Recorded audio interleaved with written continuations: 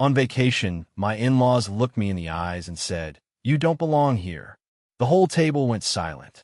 But what they didn't know was that by the next morning, I'd be the one hosting the entire family without them. My name is Daniel.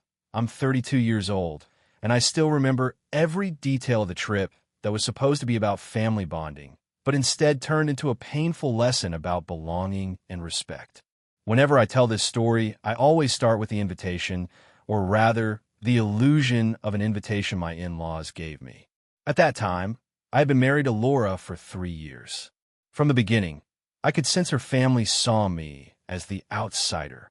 I didn't come from a traditional family. I didn't have a last name that carried weight, and even though my career was steadily growing, my achievements seemed invisible to them. To their eyes, I was always just there because of Laura. One evening, Laura came home excited. "Honey, my parents are organizing a family trip. It's going to be amazing. All of us together at a beach resort." I forced a smile, but deep down, I felt a sting of doubt.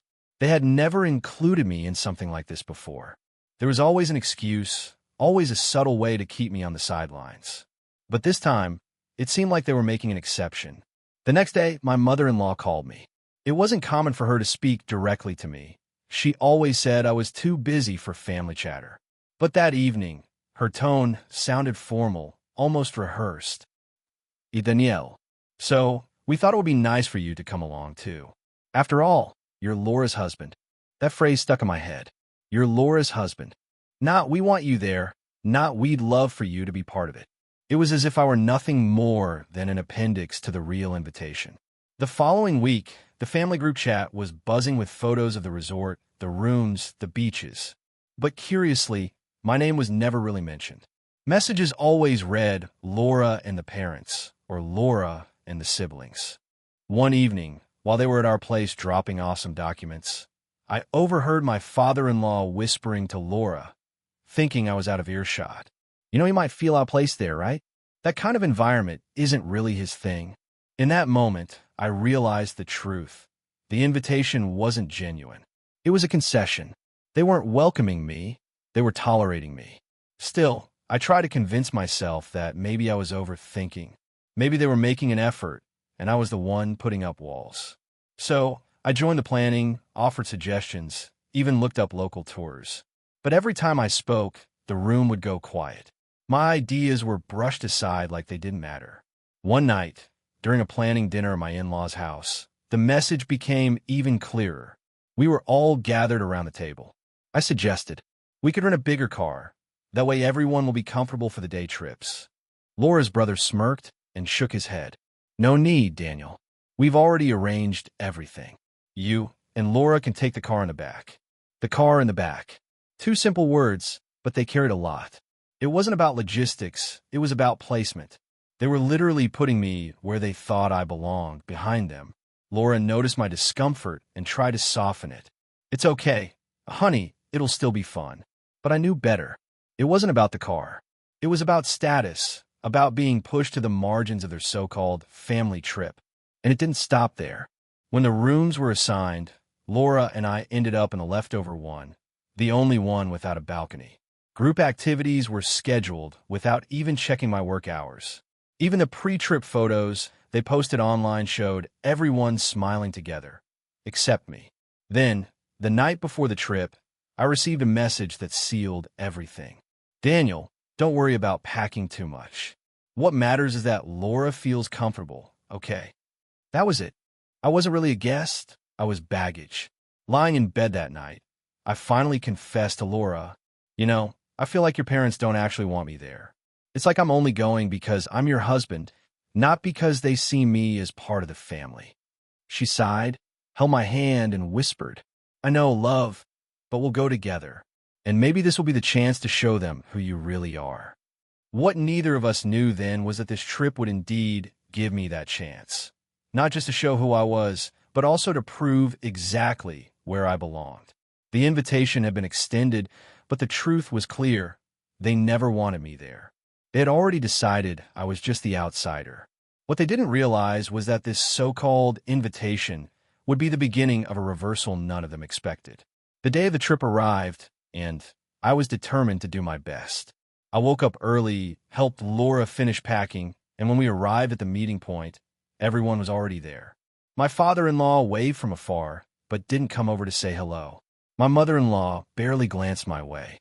Laura's brother was busy organizing the luggage in the cars. And yes, as had been decided, Laura and I were directed to the car and back. During the first hours of the trip, I tried to maintain light conversation. I commented on the scenery and made a few jokes, but my responses were monosyllabic. I realized I was talking to myself. Laura held my hand, but her gaze was distant, as if she, too, was beginning to see what I had known for a long time. The atmosphere was heavy, and every kilometer traveled only reinforced the feeling that I was an intruder in this familiar caravan. When we finally arrived at the resort, the scenery was breathtaking. Crystal clear waters, immaculate gardens, and a structure that exuded luxury and comfort. Everyone excitedly got out of their cars, taking photos and laughing out loud. I tried to join in a moment, but soon realized no one was waiting for me. They simply continued on to the reception as if I wasn't there. At check-in, as expected, our room was the smallest, at the end of the hallway, with no ocean view. While the others celebrated their suites with huge balconies and private jacuzzis, Laura and I sat in silence, staring at the cramped space that looked more like a converted warehouse. She tried to smile and said everything was fine, but I saw the disappointment in her eyes. At that moment, something inside me began to shift. It wasn't just about me anymore. It was about us. The first night was marked by a group dinner at the resort's main restaurant. The table was beautiful, laden with sophisticated dishes and expensive wines. I sat next to Laura, but soon realized that the conversations were flowing solely between them. My father-in-law talked about business, my brother-in-law about investments, my mother-in-law about their recent trips to Europe. I tried to join a few times, but every time I started talking, someone would interrupt me or simply change the subject. At one point, my father-in-law raised his glass and made a toast. He thanked everyone for being there, mentioned each family member by name, and spoke about unity and tradition. And then, just as it seemed he was going to include me, he simply said, "And of course, thank you to everyone who's with us." Everyone who's with us. I wasn't part of the family. I was just someone along for the ride. Laura squeezed my hand under the table. I knew she was embarrassed, but she didn't say anything. Maybe out of fear of confronting her parents. Maybe because she didn't know how to handle the situation. But I felt every word of that toast like a punch to the gut. After dinner, everyone went to the resort bar. Laura and I accompanied them. But again, it was as if we were invisible. They chatted among themselves, laughed at inside jokes, and reminisced about Laura's childhood, always making it clear that this was their world, and I was just a temporary visitor. That happened.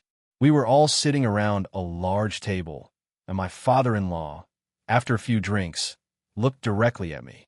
His eyes were serious, almost piercing, and then, in front of everyone, he said the words I'll never forget. "Daniel, you know this is about real family, right? Traditions, roots, history. You don't belong here." The silence was absolute. All eyes turned to me. Laura turned pale. My mother-in-law lowered her eyes. My brother-in-law pretended not to hear. And me? I simply took a deep breath and smiled.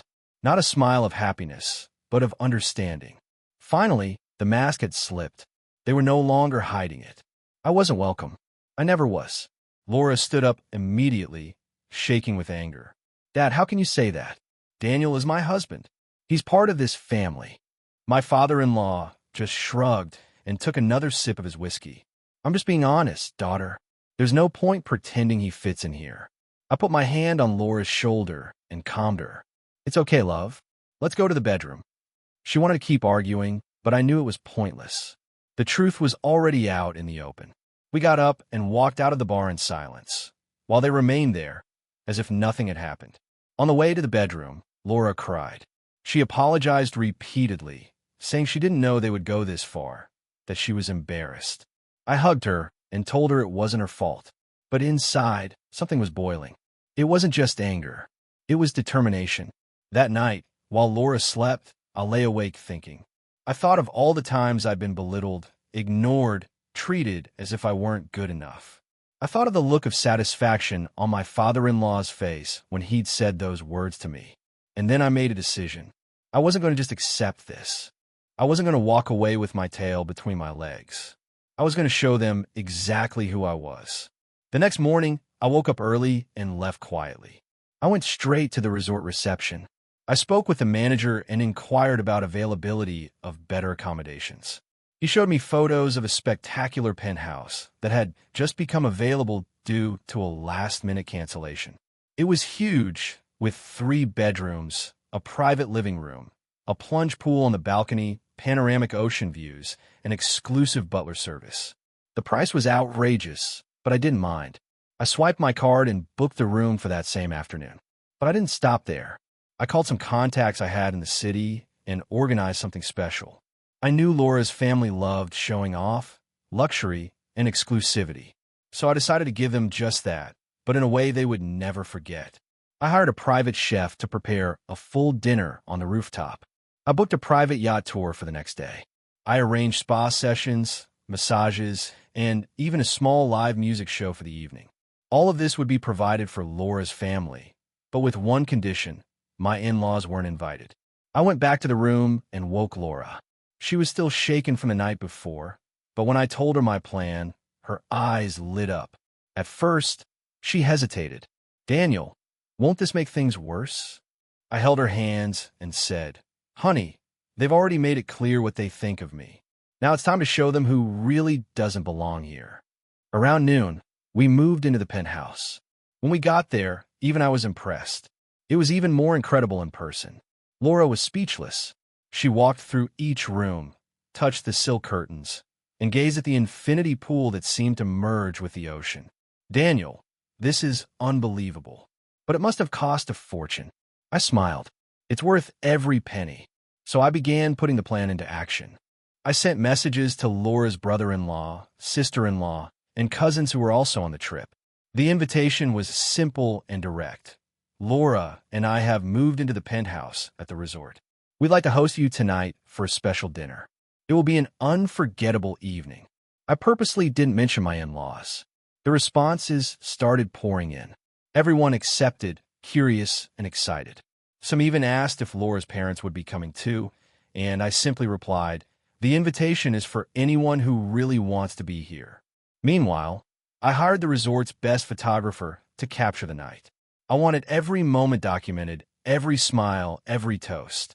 Not out of arrogance, but to make it clear that I wasn't the problem. I never was. At 7 o'clock, the guests began arriving. Laura's brother-in-law arrived with his wife and children. Her cousins arrived together, already commenting on the spectacular view. Everyone was welcomed with champagne and canapés prepared by the chef. The balcony was decorated with soft lights, scented candles, and a huge table set up to welcome us all. My in-laws, of course, realized something was up. They saw the commotion, noticed everyone was heading in the same direction, and when they asked their brother-in-law, he hesitated before answering. Daniel organized a dinner at the penthouse. He invited us. My mother-in-law, indignant, asked, "What about us? Weren't we invited?" Silence was the answer. During dinner, the atmosphere was completely different from that first night. Everyone was chatting with me, asking questions about my work, laughing at my stories. My brother-in-law, who had always treated me with indifference, came up to me and said, "Man, I didn't know you were like this. I mean, this coverage, this whole organization, it's impressive." I just smiled and replied, "I've always been like this. You guys just never noticed." One of Laura's cousins raised his glass and made a toast. "To Daniel, for welcoming us so wonderfully and showing us what true hospitality is." Everyone toasted, and I looked at Laura. She was emotional, with tears in her eyes, but this time they were tears of pride. Meanwhile, downstairs, my in-laws were dining alone at the resort restaurant. As I was later told, they were visibly uncomfortable to see the whole family gathered except for them. My mother-in-law tried calling Laura several times, but she didn't answer. My father-in-law was red with anger, but there was nothing he could do. They had excluded me, and now they were experiencing firsthand what it was like to be left out. The next day, I organized the yacht trip. Once again, I invited everyone except my in-laws.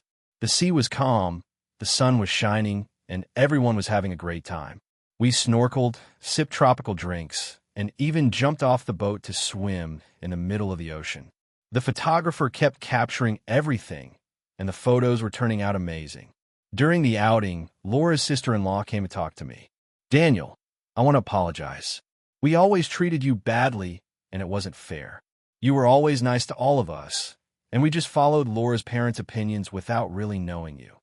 I thanked her for her honesty and told her I held no grudges. But deep down, I knew this was exactly what needed to happen. They needed to see for themselves who I really was. When we returned to the resort, my in-laws were waiting for us in the lobby. My mother-in-law looked distressed, and my father-in-law was clearly furious. He came up to me and said, "What do you think you're doing, Daniel? Dividing our family like this?" I looked at him and calmly replied, "I didn't divide anyone. You yourself said I don't belong here, so I'm just respecting your wishes." Laura stood beside me. "Dad, you humiliated my husband in front of everyone. You said he doesn't belong in our family. And now you're mad because he's showing he doesn't need your approval to be someone." My father-in-law tried to argue, but he was speechless. The truth was undeniable. My mother-in-law, her voice breaking, said, "Laura, we are your parents. Are you going to choose him over us?" Laura took a deep breath and replied, "I choose respect. I choose someone who values me and my husband. And if you can't do that, then yes, I choose him." At that moment, something changed. My father-in-law, for the first time, seemed to truly reflect on his actions. He looked at me, at Laura, and then at the rest of the family, who were there, watching everything. He realized he had lost control of the situation, that his words had consequences. In the following days, my in-laws tried to reconnect. They sent messages apologizing, tried to invite themselves to the events I continued to organize. But I stood my ground. It wasn't about revenge. It was about dignity. They needed to understand that respect isn't optional. It's essential. On the last day of the trip, I organized a farewell breakfast at the penthouse. This time, I included my in-laws in the invitation. When they arrived, they were visibly uncomfortable. My father-in-law greeted me with a firm handshake and said, "Daniel, I have to admit I was wrong about you. You've proven to be more than I ever imagined." It wasn't the apology I deserved, but it was a start. My mother-in-law approached Laura and, with tears in her eyes, apologized for letting things get this way. Laura hugged her, but made it clear that things could only get better if there was real change. Over coffee, I talked with everyone about the next steps. I made it clear that I held no grudges, but that I expected to be treated with the same respect as any other family member. My brother-in-law agreed, as did my cousins, and even my in-laws nodded in agreement. When we returned home, something had definitely changed. I was no longer the invisible son-in-law. I was Daniel, the man who refused to be diminished, who stood up for himself with class, and who showed that belonging to a family isn't about surnames or traditions, but about mutual respect. Months later, during a Sunday lunch at my in-law's house, my father-in-law took me aside. He looked me in the eye and said, "You know, Daniel, I've spent my whole life thinking I knew what was best for my family. But on that trip, you taught me a lesson I'll never forget. You showed me that belonging isn't about where you come from, but about who you are." I smiled and replied, "Thank you for finally seeing that." Looking back now, I realized that trip was a turning point. Not just for me, but for all of us. Laura and I became closer, my in-laws learned to respect me, and the family as a whole understood that exclusion never leads to anything good. And whenever someone asks me about those days at the resort, I tell them with a smile.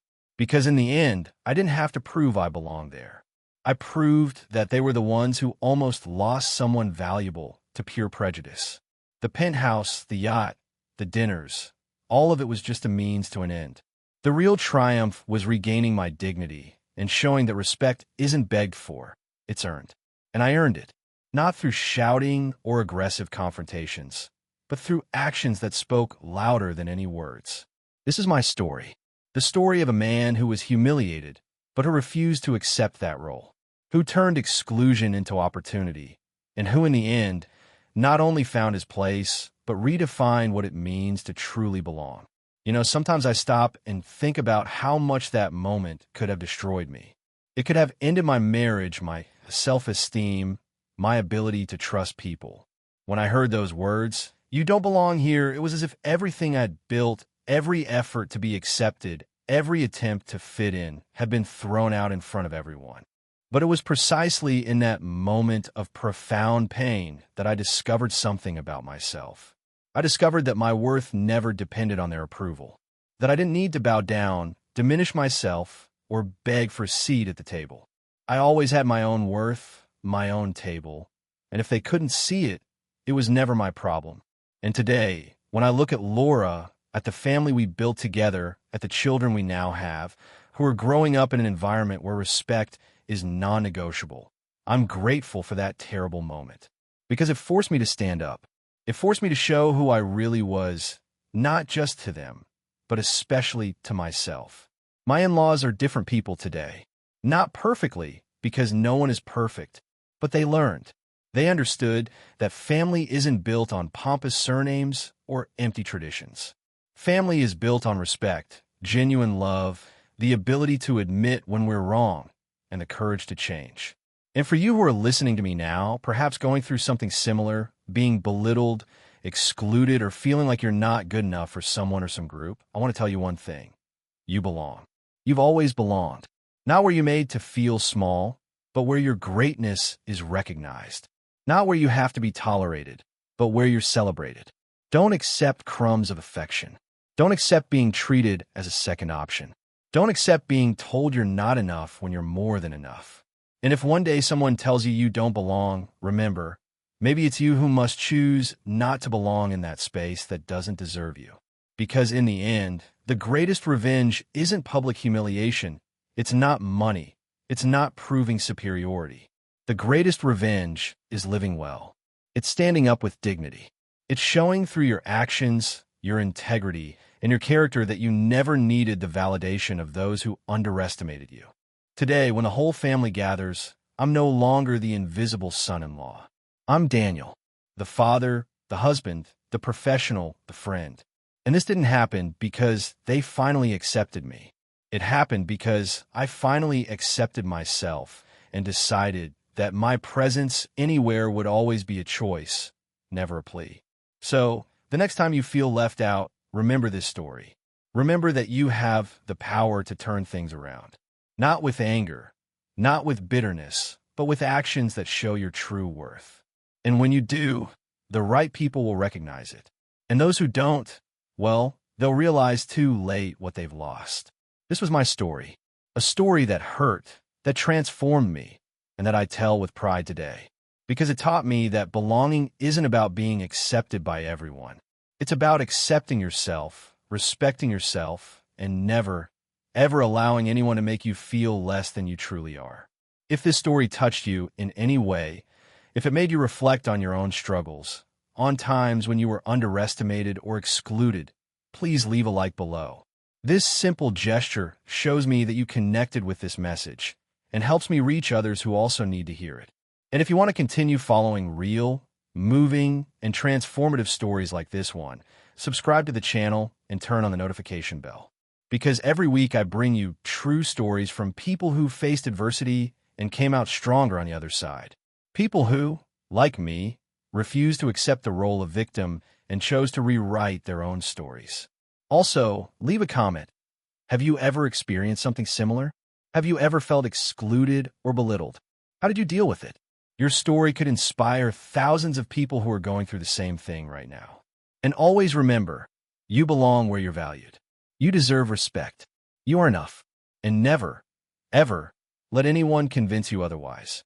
Like the video and share it with your friends and acquaintances. Thanks for sticking around. See you in the next video. Until then, take care of yourself and never forget your worth.